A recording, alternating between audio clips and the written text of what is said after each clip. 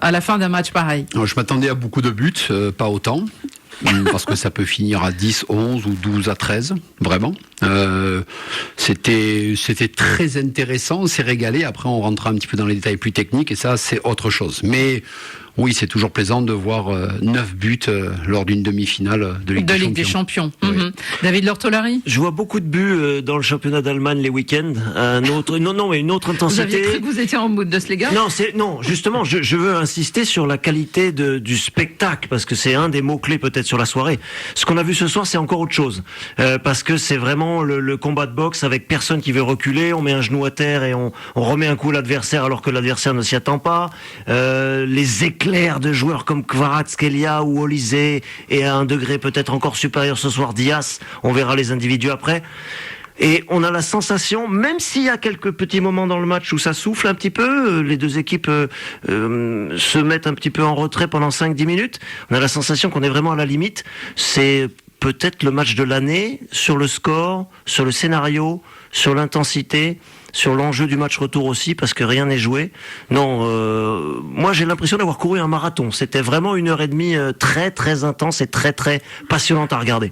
Esteban, et vous, les impressions, parce que c'est vrai qu'on a vu des allers-retours permanents, on a vu beaucoup de buts, mais il y avait aussi une grande qualité dans ce jeu et qui nous a enchantés. Non mais je pense que ce soir, parfois c'est une expression un peu bateau, mais je pense que le football, c'est le football qui gagne ce soir. C'est une performance des deux équipes exceptionnelle, vraiment. Après, voilà, comme disait Marc, on rentrera dans le détail plus technique, parce que je pense que les entraîneurs doivent pas être totalement satisfaits de leur défense ce soir, et ils auront raison, mais d'un point de vue global, si ce soir on met un non-initié au football devant ce match-là, mais je pense qu'il devient fan du PSG et du Bayern jusqu'à la fin de ses jours. C'est un spectacle incroyable. Et je voyais la stat passer, il n'y avait pas eu 9 buts sur une demi-finale de Ligue des Champions depuis 1960. Enfin, voilà, c'est juste pour dire à quel point... Et c'était pas la Ligue des Champions, en plus, à l'époque. Pour dire à quel point c'est quelque chose d'extraordinaire. Et celui qui était au premier rang, ou presque, et qui a vu ça en vrai, on va dire, c'est Cédric de Oliveira. Bonsoir Cédric. Salut Annie, salut tout le monde. Alors je sais pas si vous vous êtes essoufflé, mais en tout cas vous avez toujours de la voix. C'est comment dire, David parlait de marathon, ouais, c'est à peu près ça. Ouais. Racontez. Vous avez du travail, Cédric, c'est vrai. Ça fait plus de 2 heures que vous êtes au micro, mais Cédric, racontez-nous cette ambiance que vous avez pu palper aussi vous dans ce stade, parce que on a vu le Bayern partir comme un fou à l'abordage, et puis tout d'un coup le parc peu à peu s'est réveillé, comme l'équipe, je dirais. Alors, pour avoir vécu là pas mal de matchs du Paris Saint-Germain ces dernières saisons, c'est pas l'ambiance la plus électrique qu'on a vécu ici. Mais disons que voilà, il y a eu. Non, mais en fait, en tout cas, voilà, c'était une demi-finale de Ligue des Champions. Il y a tout le faste qu'il y a autour, mais disons que je pense que les supporters étaient, en tout cas, un peu par phase comme ça, comme les deux équipes en fait. C'est-à-dire, il y a eu d'abord la phase du Bayern, donc un petit peu dans l'attentisme pour les supporters parisiens. Après, voilà, ils ont un petit peu suivi la courbe de leur équipe, on va dire, les supporters parisiens. Mais non, c'est vrai qu'on a assisté à une sorte de combat de boxe, et voilà, c'était assez exceptionnel, et tout à l'heure on avait du mal à pronostiquer, Annie, rappelez-vous. Voilà, je pense que le 5-4 était difficilement pronosticable. On parlait des artistes qui allaient faire 2-1, 3-1. Voilà, on parlait des artistes qui allaient faire la différence. Ce sont eux qui ont fait la différence, et de toute façon, oui, les défenses pouvaient pas briller, dans la mesure où en fait chaque équipe a voulu imposer son jeu, a voulu occuper l'espace chez l'autre, et forcément prendre des risques et vous exposer, surtout quand vous avez des joueurs comme ça de l'autre côté. Donc on a vu notamment Nuno Mendes obligé de défendre sur Michael Olysée. Offensivement, lui, d'habitude il apporte beaucoup plus. De toute façon, il n'a pas le choix, parce que derrière sinon ça passe beaucoup trop. Donc c'est passé beaucoup pour lui, c'est passé beaucoup pour Kvaratskhelia. Enfin voilà, on a vu à peu près tout offensivement. Voilà. Ouais. Alors écoutons d'abord un des acteurs de ce match, c'est le capitaine Marquinhos, finalement heureux aussi d'offrir bien du spectacle à un stade et évidemment à tous les téléspectateurs. Tous les amoureux de foot, je pense qu'ils ont kiffé de regarder. Nous sur le terrain, c'était un vrai plaisir de jouer ce match. C'est des matchs qu'on rêve pendant toute l'année, pendant toute notre enfance. Et c'est comme ça, on a vu, ils ont commencé avec le score, nous on a revenu, on a élargi le score, eux ils ont revenu. C'est deux équipes qui ont cette mentalité de rien lâcher, de toujours presser, de toujours aller vers l'avant. Et c'était un beau match de football et ça va être comme ça là-bas encore. Et je pense que voilà, maintenant on a ce petit avantage, mais il faut y aller là-bas avec la bonne mentalité d'aller gagner là-bas. Reprenons alors ce match dans le sens dans lequel il s'est déroulé. Marc Lebras, ça commence par des Parisiens qui sont un peu dominés en début de match. Oui, on a une équipe parisienne qui va être un petit peu surpris d'être bougée, mais aussi quand on voit la composition, elle est très offensive, c'est-à-dire qu'on a envie d'aller chercher cette équipe de Paris pour leur faire mal. C'est ce qui s'est passé en début de rencontre. Après, comme disait David, c'est la plus belle promotion et publicité pour le football. Quelqu'un de lambda qui découvre le football aujourd'hui, qui se réveille, qui dit mais qu'est-ce que c'est beau. Moi, ancien footeur, c'est Esteban. Non, mais c'est magnifique. Et même Marquinhos, on est assez d'accord. Voilà. Après, si on veut creuser un petit peu, on est là pour ça. Défensivement, les coachs ont fait un petit peu n'importe quoi sur des rentrées.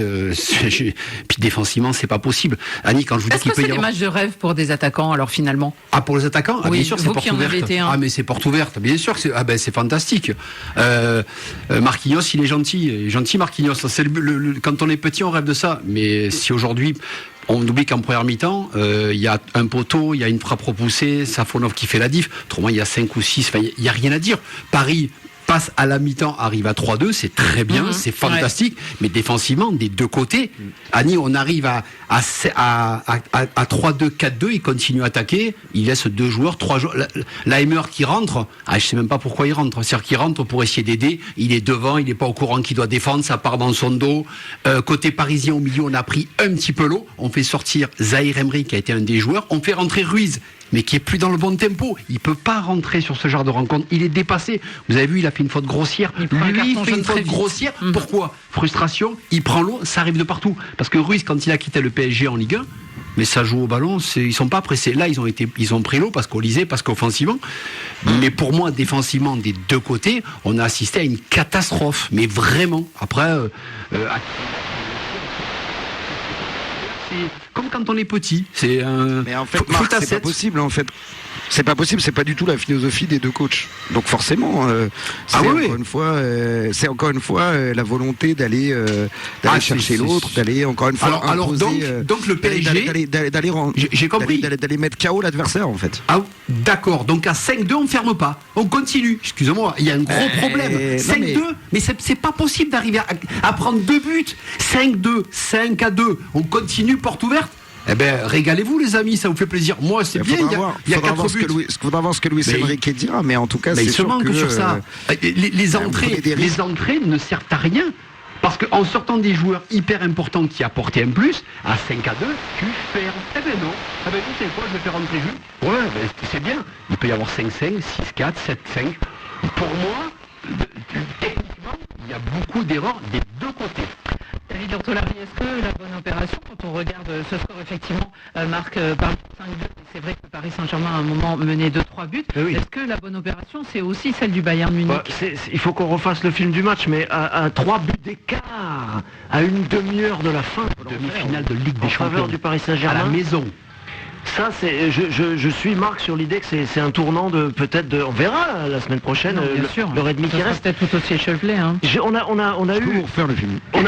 Et Cédric, on a eu un court plan de télévision sur Vincent Kompany on sentait une petite lueur de doute dans son œil à ce moment-là. 3 buts de retard. Il a dû se dire, ce PSG là, il est indestructible, il est trop fort pour nous. Peut-être s'est-il dit ça pendant une demi-minute. Peu aussi d'ailleurs. Sauf que magique. Sauf que son équipe a déjà en championnat cette saison, et c'est un record, on le disait dans l'émission de l'après-midi, été menée 8 fois pour ensuite renverser et gagner le match. Mais là, ce week-end, ils n'étaient pas menés d'ailleurs 3-0 à la mi-temps. Exactement. Exact.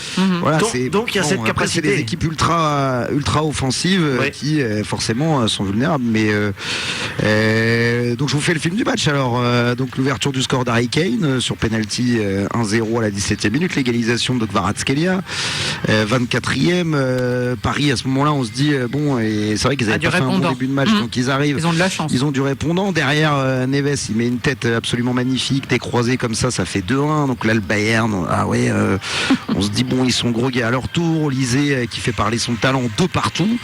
Derrière 3-2 avec, ça tourne bien quand même du côté de Paris avec ce penalty et cette main sifflée de Davis. Et après, effectivement, il y a ce début de deuxième période avec les buts de Kvaratskhelia et de Dembélé à 5-2. On se dit qu'effectivement le Bayern a pris un coup sur la tête.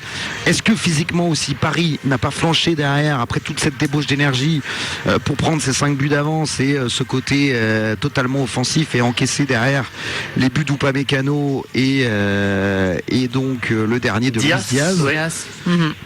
Voilà, et ça fait 5-4 et après derrière les deux équipes on avait l'air assez émoussé, voire plus qu'émoussé, mais voilà, donc c'est dur de tenir ce type d'intensité pendant tout un match, donc peut-être que Paris a trop donné et n'a pas réussi à fermer comme vous le disiez en studio. Émoussé, mais c'est vrai qu'après quand il y a le temps additionnel, Esteban, on les voit courir encore beaucoup et surtout le Bayern essayer de rattraper ce but qu'ils ont en retard. Oui, non mais clairement jusqu'au dernier moment. Et il y a même une barre de Mayoulou aussi, donc c'est des deux côtés. Bien sûr, non mais ça aurait pu être un score de tennis, mais au final, moi je pense que je serais pas aussi dur avec que Marc ou David. Le PSG, certes, dans le match, il y a 3 buts d'avance et c'est évident qu'ils auraient dû fermer davantage, mais je pense que tous les joueurs ont été un peu pris dans le côté irrationnel de la rencontre qui a basculé dans quelque chose que eux-mêmes, je pense, ne comprenaient pas. Mais je pense tout de même que si on disait aux joueurs avant le match, vous allez remporter cette rencontre 1-0 ou 5-4, je pense qu'ils auraient signé parce qu'on était face à un Bayern rouleau compresseur. Au final, Paris arrive tout de même à remporter ce match.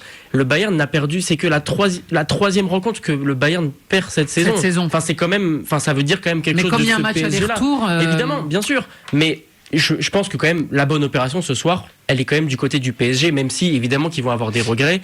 Mais je pense que globalement, c'est plutôt positif pour Paris. C'est pas une équipe qui ferme jamais. Elle ferme jamais le jeu. Oui, mais j'entends très bien ce qu'on dit sur le plateau. J'ai pas de problème. Juste que tu es joueur de Paris ce soir et tu es joueur du Bayern, tu sais très bien, tu ne sais pas ce qui peut se passer au match retour parce que tu es tellement friable derrière que c'est pas possible.